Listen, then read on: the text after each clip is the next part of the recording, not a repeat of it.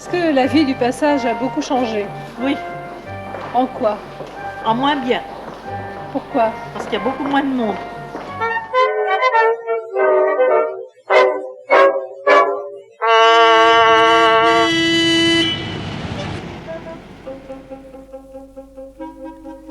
Les mésaventures du piéton remontent aussi loin que l'existence des villes.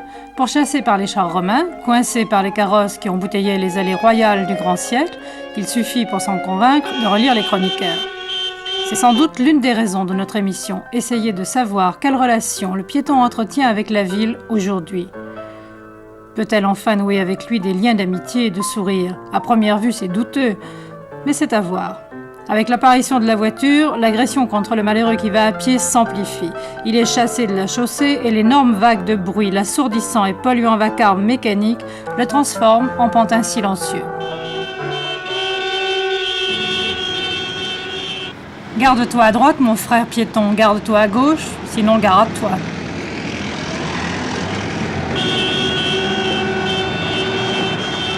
Tout a été dit et écrit sur les rapports étroits qui unissent l'homme à la machine automobile. Dans les années 20, M. Paul Morand peignait avec enthousiasme l'homme nouveau dans un beau roman, L'homme pressé. Depuis, il est devenu agité, l'homme, frénétique même. La belle auto bien astiquée le soir pour sortir en week-end est devenue le symbole de l'aisance, mais aussi de la puissance.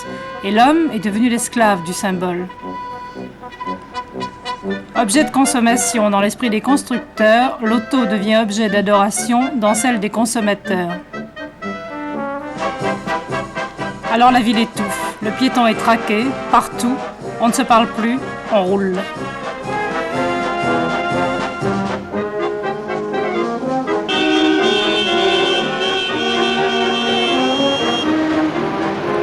Pourtant, au cœur des villes, des espaces existent, secrets et délaissés. Révoltés, harassés par le bruit, de nouveaux hommes parlent.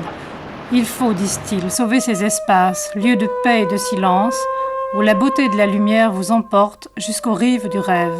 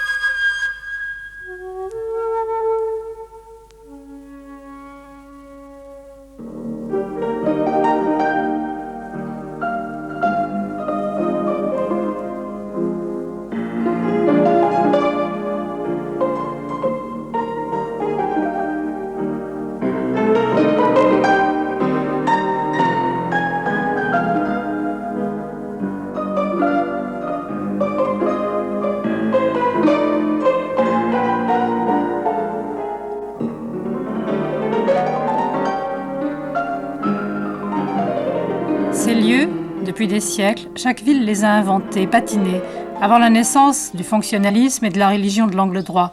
Les cours se succèdent, s'entremêlent, s'entrecroisent et s'adjoignent des passages et des chemins de mystère.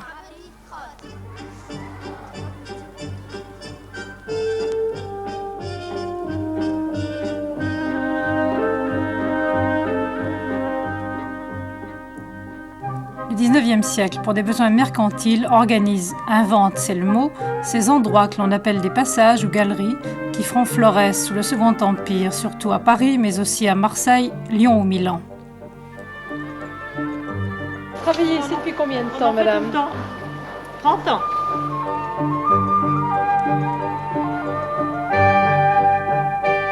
Est-ce que la vie du passage a beaucoup changé?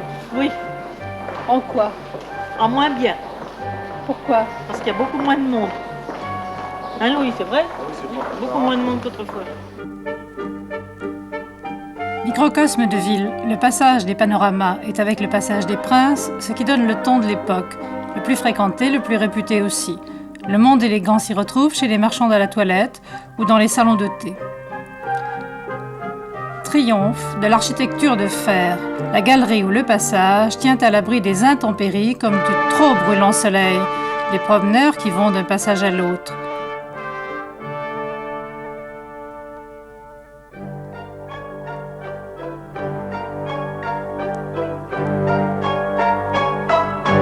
Qu'est-ce que ça représente pour les gens du quartier, le passage Geoffroy? Pas grand-chose pour les gens du quartier.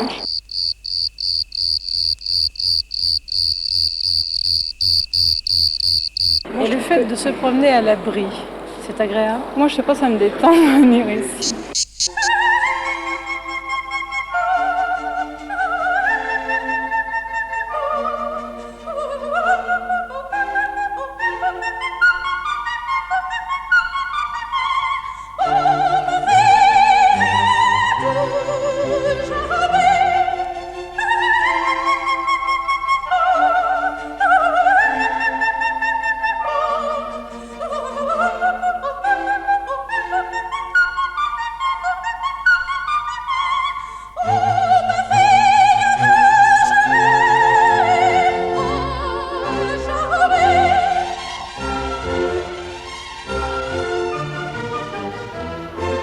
Depuis très longtemps? Oui, mon Dieu, oui. Il est au moins aussi vieux que moi, oui. Ce n'est pas le plus animé de tous ceux du quartier, à mon sens. Enfin... Qu'est-ce que ça représente pour vous, le passage? Eh bien, un peu de tranquillité, il n'y a pas de voiture. Et puis, c'est à l'abri de la pluie. Et puis, il y a une ambiance assez silencieuse, je crois, qui change un peu de l'animation des boulevards. Un peu feutré. Un peu feutré, voilà, le mot est plus élégant, oui.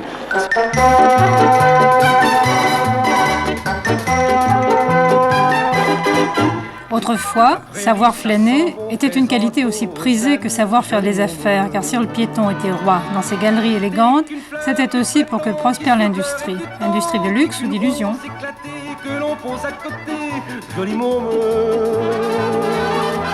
T'es qu'un brin de soleil dans le chagrin du réveil. T'es qu'une vente qu'on éteint comme une lampe au matin. Joli môme. Tes baisers sont pointus comme un axe. Le Palais Royal, créé au XVIIe siècle, est situé au cœur d'un réseau d'escaliers, de voûtes et de galeries qui résonnent des échos de ce fantastique lieu de plaisir et de fête. Le régent puis Philippe d'Orléans en furent les maîtres absolus puisque même la police n'y avait pas accès. Il n'y avait là, écrira Balzac dans Les Illusions perdues, que des librairies, de la poésie, de la politique, des marchands de mode, enfin des filles de joie, qui venaient seulement le soir. Nous y avons rencontré le célèbre Raymond Oliver. Raymond Oliver, vous êtes installé au Palais Royal depuis combien d'années? Eh bien, ça va faire 28 ans révolus et rentrer dans la 29e année. Sans rire. Le Palais Royal est un riche quartier. Toutes les jeunes filles sont amas. Vous avez donc bien connu le Palais Royal et vous avez bien connu tous ces fantômes. Oui, j'ai vécu parmi les fantômes. C'est Cocteau qui disait « Vous y dînerez parmi les ombres ». Et c'est Colette qui disait « Le moineau, ce piéton ». Dans le Palais Royal, c'était des boutiques qui servaient à boire et à manger, ainsi que d'ailleurs des marchands de livres et beaucoup de maisons de jeux et aussi un petit peu de prostitution. Enfin, ça sur le bout des lèvres. Ces fenêtres en demi-cercle qu'on appelle des castors, lorsque les filles n'étaient pas assez riches pour s'offrir un castor à elles toutes seules, elles se mettaient à deux, d'où le nom de demi-castor qui est le synonyme de péripatéticienne, n'est-ce pas? Les galeries aujourd'hui sont à peu près vides. En tout cas, on ne trouve pratiquement plus de commerce de boissons. Non, les commerces de boissons ont presque disparu. Aujourd'hui, l'on redécouvre ce cheminement possible pour les piétons depuis la rive gauche jusqu'à l'Opéra par le célèbre jardin. Monsieur Ligène nous explique le projet. Sous ces voûtes, là, vous apercevez la cour du Conseil d'État, la place du Palais Royal et derrière le musée du Louvre, naturellement. Il ne s'agit pas de réserver la totalité de quartiers qui sont très actifs aux piétons, naturellement, mais d'instituer entre les différentes galeries et puis certains espaces publics très intéressants de ce quartier des liaisons faciles, des liaisons agréables, des liaisons à l'échelle humaine, à l'échelle du cheminement d'un piéton. Alors ici nous voyons bien par exemple la galerie Vivienne avec cette entrée qui est mal signalée, qui est très désagréable d'abord. Nous voyons aussi, enfin nous essayons de deviner là ce qui était la sortie également de la galerie Colbert, qui est actuellement masquée par les établissements qui s'y trouvent installés. Et par conséquent, nous voyons l'issue de deux galeries extrêmement intéressantes et parmi les plus remarquables du point de vue de l'architecture et de leurs espaces intérieurs, vers la Bibliothèque nationale avec son jardin. Donc l'idée est toute simple, c'est d'abord de relier les deux galeries. Il suffit d'un très simple percement pour que la galerie Colbert soit rejointe à la galerie Vivienne et que la galerie Colbert, naturellement, soit rouverte aussi à la fréquentation du public.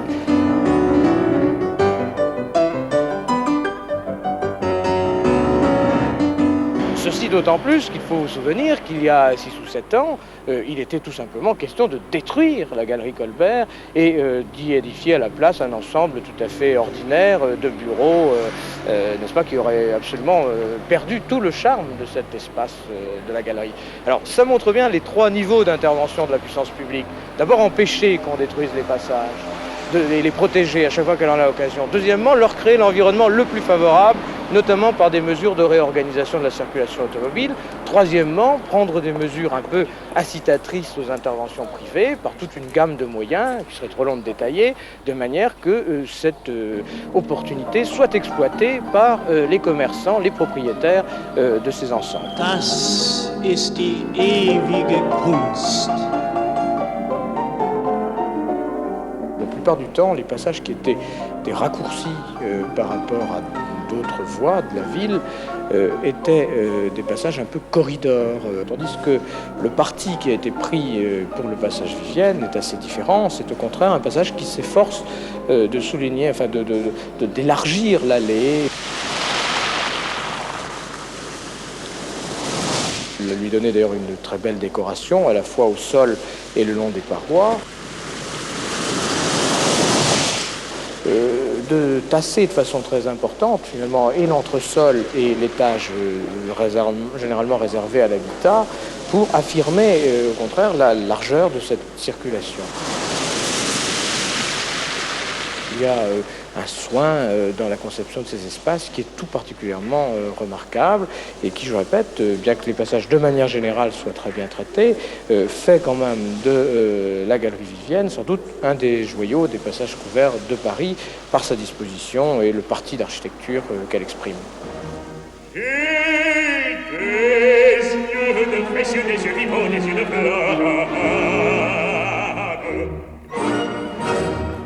Les galeries, avec leur atmosphère sous-marine, exercent sur les poètes une attraction puissante. André Breton, Léon-Paul Fargue, Louis Aragon les ont chantés.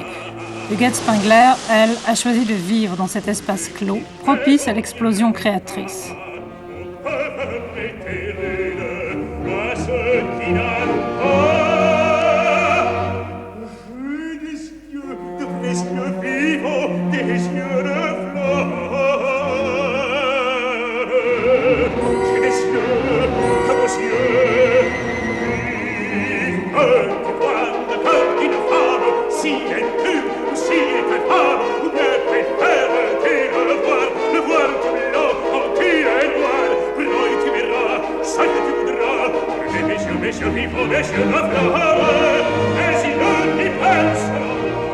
Huguette Spengler, vous êtes un poète, et un poète qui a choisi de vivre dans une galerie.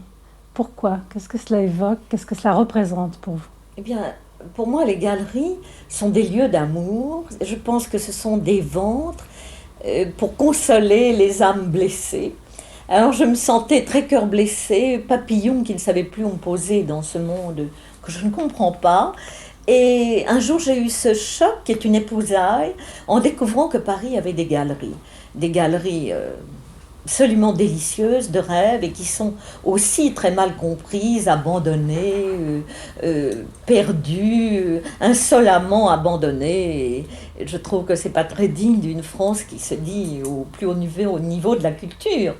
Alors, moi, je me sens une espèce d'âme de surréaliste, et ce monde de rêve, cette espèce de de temples, des rues, espèce de fleurs à mystère, dans ce silence incertain et complètement introuvable, ces chapelles, ce côté orthodoxe, enfin ce côté fabuleux qu'ont ces lieux, évidemment a enchanté mon âme.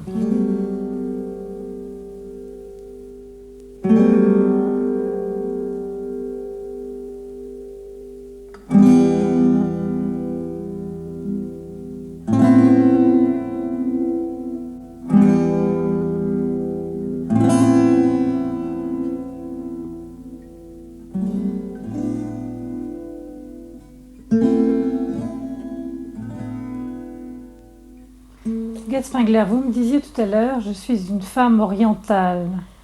Vous avez vécu, je crois, en Algérie. J'ai vécu en Algérie pendant la guerre. Alors, j'ai découvert qu'en effet, j'étais très orientale. Est-ce qu'on peut dire que peut-être vous essayez de retrouver ici cette atmosphère ? Bien, j'ai pensé que ce serait possible et je suis étrangement déçue parce que ici, je ne l'ai pas trouvé. C'est un véritable crime de laisser ces galeries mortes, croulantes de poussière. Je crois qu'il faut avoir un amour fou pour les galeries, pour les sauver, n'est-ce pas ? Et il faut les sauver des grossistes, des entrepôts, des boutiques vulgaires. Ça devrait être des espèces de casse-bas avec des métiers rares. Et il y en a plein, il y a plein de métiers excentriques qui adoraient être là. Des chocolateries viennoises, des marchands d'herbes. J'ai connu un coiffeur des Indes qui aurait voulu coiffer ici. Il y a toutes sortes de possibilités superbes, mais qui sont rejetées. Et ça, c'est un véritable scandale. Gerd Spengler, vous avez créé en bas une vitrine, ça n'est pas un magasin, en aucun cas. Tout, non, je n'ai aucun registre du commerce, je suis bien trop folle pour avoir des pieds sur la terre et être marchande, j'ai horreur de ça. Non. Mais j'ai besoin de sortir tout ce qu'il y a en moi et d'amener la beauté autant que je le peux partout. Alors j'utilise tous les coins, il y a cette vitrine, je veux créer pour les autres, pour les enfants qui passent, pour une joie culturelle, c'est un théâtre. C'est un théâtre avec mes états d'âme. Les statues sont en deuil, elles sont en fête. J'écris des phrases de Nietzsche, de Breton, les miennes.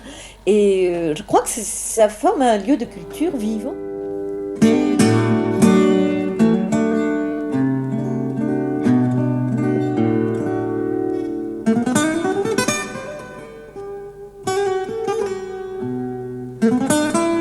Robert Capia, depuis combien de temps êtes-vous installé dans cette galerie Véro-Doda ?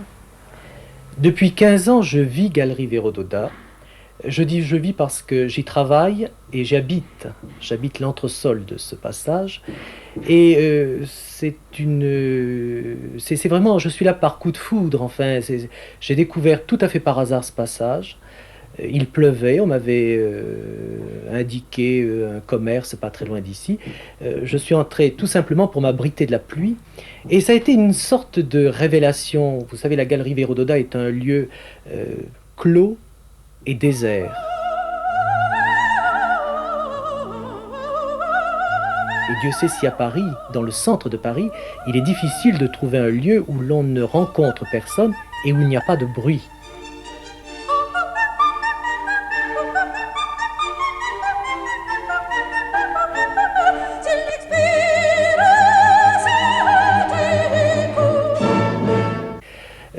C'est un lieu qui vit sous le régime de Charles X, c'est-à-dire que le matin à 6h30, un gardien passe, ouvre les grilles. Le soir, à 22h, le gardien passe et ferme les grilles. Et c'est un lieu qui a le privilège, pourrais-je dire, de ne pas avoir bougé. C'est absolument le temps arrêté, la galerie Véro-Doda, car le commerce peut-être est tombé en sommeil, donc les promoteurs n'ont pas envahi le lieu. Et lorsqu'on vit dans cette galerie, dans ce passage, on est hors du temps. Et je peux même dire, on perd la notion du temps, car songez que c'est un lieu où il ne passe pas de voiture, hein, et où il y a de moins en moins de gens. De moins en moins de gens qui se promènent, je veux dire. Elle a été très très fréquentée en 1830, c'était un lieu parisien de haut luxe, et au cours des années, le commerce a disparu de ce lieu.